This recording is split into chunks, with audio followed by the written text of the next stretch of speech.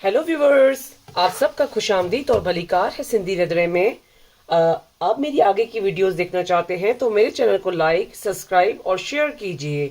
आज मैं आपके साथ पनीर पराठा की रेसिपी, और जिसको हम पनीर स्टफ पराठा भी कह सकते हैं, उसकी रेसिपी शेयर करूंगी। इसमें जो चीज़ें शामिल होंगी वो मैं स्लो स्लो आपको रेसिपी में शेयर करती जाऊंगी।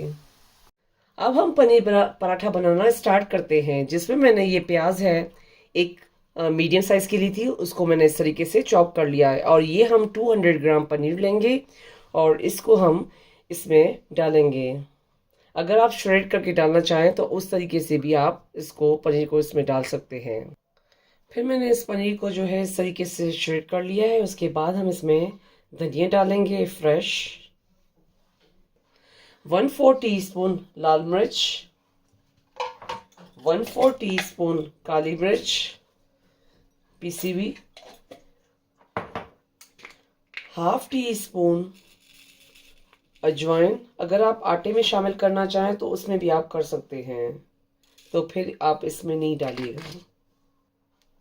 हाफ टी स्पून जीरा powder, half tea spoon chaat masala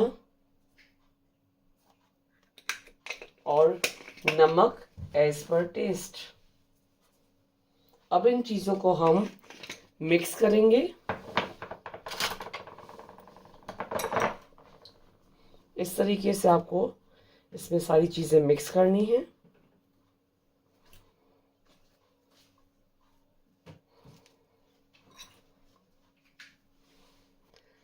और पनीर और चीज़ों को मैंने अच्छे से मिक्स कर लिया है, तो हम अब आटा गूंदना स्टार्ट करते हैं।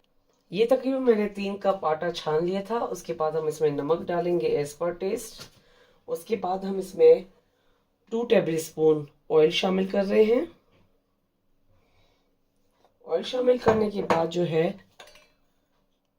हम स्लो स्लो जो है इसमें आटे और नमक और ऑयल को मिक्स करेंगे। उसके बाद हम इसमें थोड़ा थोड़ा करके पानी शामिल करेंगे।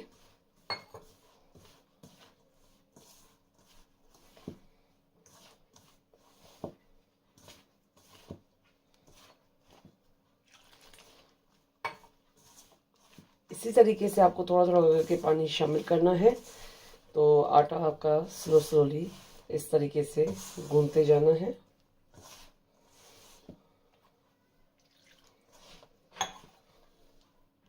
अब हमने पानी डालते डालते ये जो है आटा हमने गूंद दिया है। आटा आपका नरम नहीं होना चाहिए और ज़्यादा हार्ड भी नहीं होना चाहिए।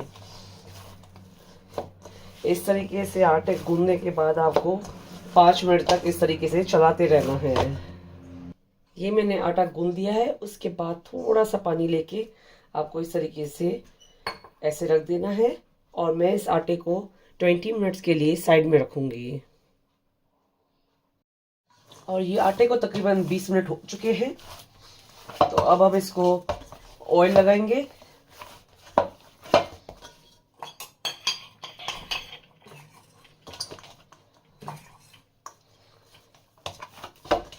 ये हमने इसको ऑयल लगा लिया है, तो अब हम आटे की लोई बनाना स्टार्ट करते हैं। ये मैंने आटे की लोई बना ली है, तो अब हम इसको बेल लेंगे। और बेलने के बाद जो है हमने जो ये पनीर का मिक्सचर बनाया था, तो अब हम इसमें डालेंगे।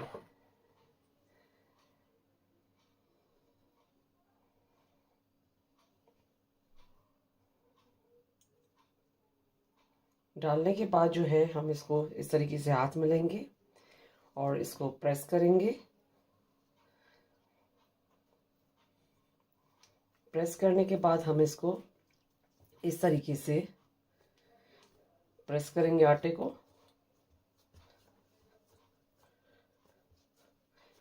और ये लोई मैंने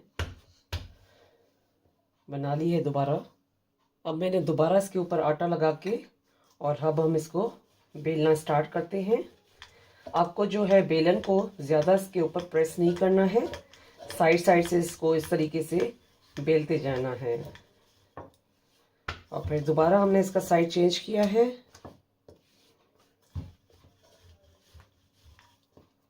और इस तरीके से आपको ये पराठे जो हैं पनीर के वो बेलने हैं।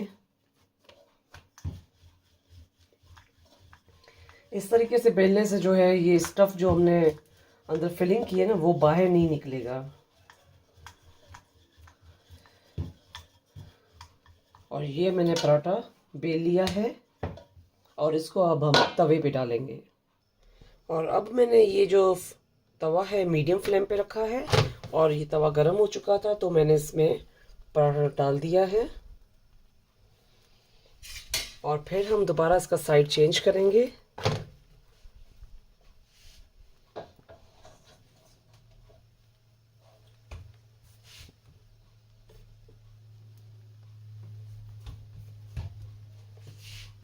अब इसका हम दोबारा साइड चेंज करेंगे। तो ये पराठा जो है आधा पक चुका है तो अब इसके ऊपर हम ऑयल डालेंगे। उसके बाद दोबारा हम इसका साइड चेंज करेंगे।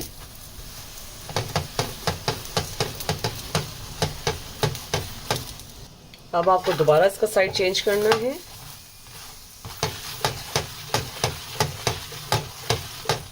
अगर इस तरीके से हम पराठा पकाएंगे तो हमारा पराठा जो है वो क्रिस्पी होगा और ऑयल भी इसमें कम यूज़ होगा और अंदर से अच्छे से पक भी जाएगा। और इसका फ्लेम जो है मैंने दोबारा स्लो कर दिया था। अब ये पराठा जो है अच्छे से फ्राई हो चुका है तो अब हम इसको निकालेंगे और ये पराठा खाने के लिए रेडी हो चुका है।